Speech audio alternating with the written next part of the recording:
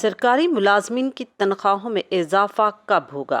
नून league के साबिक वजीर खजाना मिफ्ता इस्माइल ने वजाहत कर दी। प्रेस कॉन्फ्रेंस से खिताब में मिफ्ता इस्माइल ने कहा कि विफाक के सरकारी मुलाजमीन की तनख्वाहें मार्च में बढ़ाई गई थी। अब सरकारी मुलाजमीन की तनख्वाहों में इजाफे पर गौर बजट में किया जाएगा। उनका ये भी कहना था कि कम अज कम तनख्वाह 25,000 करने के हवाले से अगले 2-3 दिन में कानून साजी करेंगे। पेंशन की मद में 13 अरब रुपए इजाफी देने पड़ेंगे। मिफ्ता इस्माइल ने मजीद कहा कि IMF के प्रोग्राम को जारी रखेंगे। गवर्नर स्टेट बैंक के बारे में वजीर आजम फैसला करेंगे। मिफ्ता इस्माइल ने कहा कि मेरा नाम इस वक्त एग्जैक्ट कंट्रोल लिस्ट पर है। IMF से मिलूंगा, अभी नहीं मिला। पिछली हुकूमत के बैनुल अक़वामी मालियाती इदारों के साथ वादों पर कायम रहेंगे।